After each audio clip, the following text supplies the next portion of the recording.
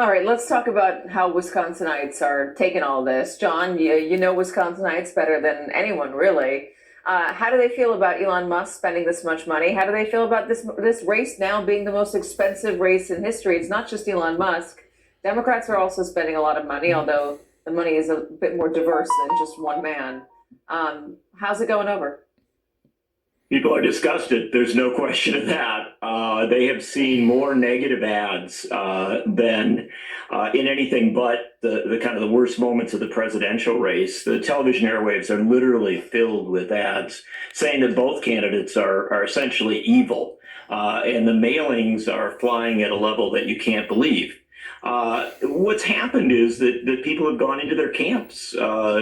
I think that for Democrats and progressives, and remember, this is a nonpartisan race officially, but for Democrats and progressives, they're very excited about Susan Crawford, who is a judge, a longtime prosecutor, somebody who they see as a person of the law, who, if this person got elected, would keep a progressive majority on the court. For the Republicans, of course, they like their candidate, Brad Schimmel, a longtime Republican politician who is very, very enthusiastic about Donald Trump. The thing that's really shaken the race up and made it different than some of the previous Supreme Court races in Wisconsin, which have had their partisan edge, is that Elon Musk has inserted himself into the race. Not recently. He started doing this in January. And the fascinating thing about it is he doesn't know Wisconsin at all. He literally, at one point in this nonpartisan race where the words Republican and Democrat aren't on the ballot, said vote for the Republican. Yesterday, he referred to Brad Schimmel, who is not a Supreme Court justice, as Justice Schimmel. And so you have to ask yourself, what's going on here? And I think a lot of Wisconsinites are.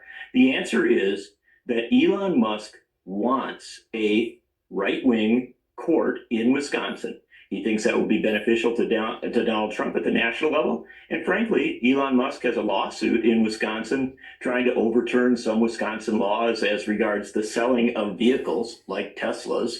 And there are certainly progressives, people like Susan Crawford, who have speculated that he wouldn't mind having a court that was friendly to his business. Cornell, the Democrats are trying to go after Elon Musk in this race, and even Schimmel didn't appear with Elon Musk at this event in Green Bay over the weekend. Is that the successful tactic here to make this about Elon Musk, not necessarily about Donald Trump? Look, I think the conservatives are going to look at what Elon Musk is doing here and think, "Ooh, this was a race that we like our chances better if one of a deeply unpopular billionaire does not Bigfoot his way into this race and become the center of this race, right? He is literally overshadowing all the other issues and even the candidate, as the last panelist was talking about here. And let's look, Elon Musk is someone who, in our own NBC polling, is shown to be unpopular, and particularly unpopular with the middle of the road voters. And to a certain extent, he symbolizes the story that many Democrats want to drive. The narrative they want to drive is that this is a government, and the Republicans are people who are owned and operate by and for the very wealthy and special interests of this country.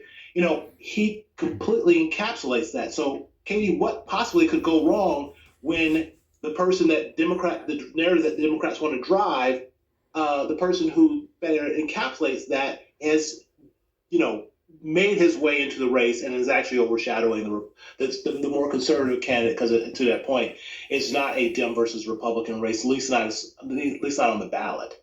It's not just Elon Musk, and we can talk about larger issues here, but we've now had more than 2 months of Donald Trump, and I listed them at the top of the show, all of the ways that he's trying to remake government, all the moves he's made. They've been fast and furious, to use a cliche. One of the big things, Christine, is tariffs.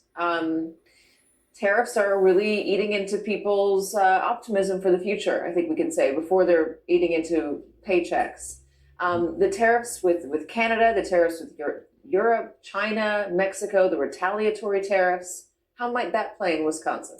It might play in Wisconsin, the retaliation, because this is what a trade war is. The United States puts on tariffs, and then you get all of these threats from other countries saying, okay, well, we're going to raise import taxes on what you send us. So think motorcycles, Menominee Falls, Wisconsin, anyone? Think dairy, think poultry, think grains. These are all things that are made there in the Midwest. So those producers will feel Donald Trump's trade war. And I think that all consumers will feel the trade war. We know the automakers are warning that prices will likely rise for cars. Let me game this out for you. If prices rise for cars, consumers are already exhausted, and suddenly they're not buying as many cars, they're buying used cars, then the factories don't have to run as many shifts. And then you've got auto workers who then are not getting the hours they want. So all of this can sort of play out. And I feel like a lot of people in Wisconsin and elsewhere will feel it in a matter of weeks.